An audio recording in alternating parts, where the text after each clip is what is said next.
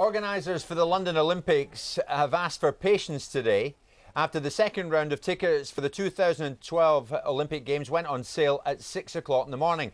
The website has been experiencing major problems, with many people hoping to buy tickets unable to access the site.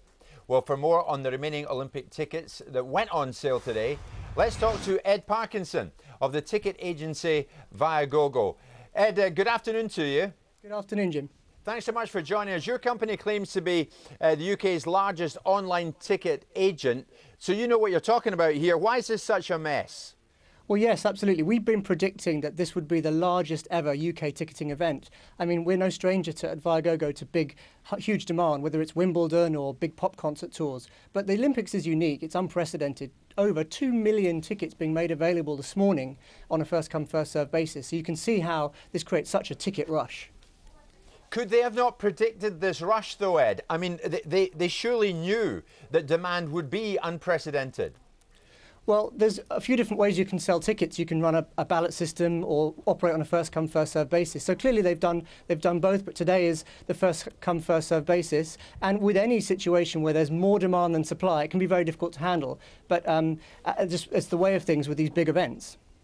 So no matter what, there are going to be many, many thousands of people, Ed, disappointed because of the limitations of this process.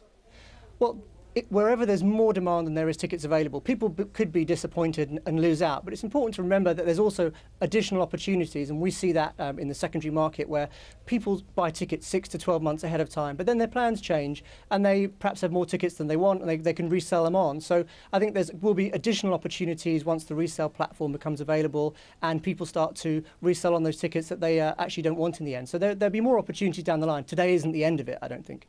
So there is some hope for people. I mean, today, people who can access the site, would you just say, oh, look, you have to keep trying, that's the only way around it?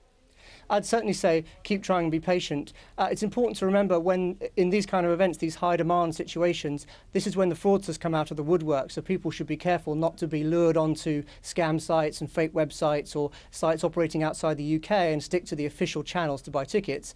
Be patient, and there may well be more opportunities down the line. Ed, we hear that there are many football tickets left.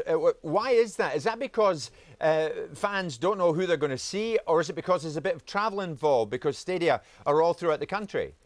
It could be a bit of both. It's also that there are a lot of football tickets available. I mean, I heard numbers like over 1.5 million football tickets available when tickets went on sale this morning. So a combination of travel and just the sheer number that there are available to see. Ed, just a final one, and I go back to an email we got this morning, Natalie and myself, from a fellow Connor. I'll read it to you. He says the whole system is taking the mickey here. The public are the most important people in the build-up to the Olympic Games. An 80,000 stadium should hold 80,000 members of the public. Well, Ed, you and I know, and I think even Connor knows, that it can't possibly hold 80,000 members of the public. But the public, Ed, should get the lion's share, surely, of those 80,000 seats. How many of those 80,000 end up in the hands of corporates?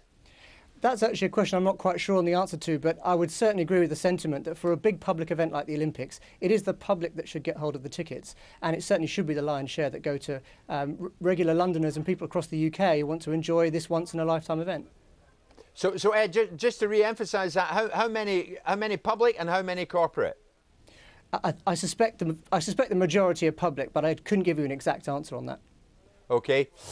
At the end of the day, Ed, just to reiterate, and as I'm talking to you, we're getting a whole load of reaction to this conversation between yourself and myself from people who are encouraged, Ed, I have to tell you, from what you're saying. Finally, your advice would be what? Avoid black market at all cost, stick with it, and keep trying to access the site. Certainly avoid the black market. We heard reports that last Olympics, our own Rebecca Adlington's parents ended up having to buy tickets on a site that was unauthorised and getting scammed. Don't let that happen to you. That's a disaster. Keep trying and make sure you use the official channels, and hopefully everyone should get what they want in the end. Ed, terrific. Ed, a final question. If there was a fairer way in this whole scenario, what would it be?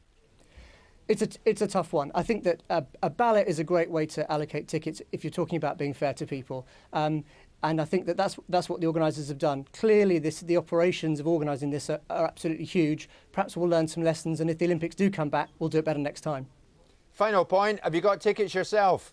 I was one of the optimistic people that put in for the 100-metre final. Well done. So I'm holding out for the second round volleyball at this point. Ah, well, you deserve it. You're in the business. Thanks so much, Ed. I appreciate you coming on Sky Sports News. Thanks.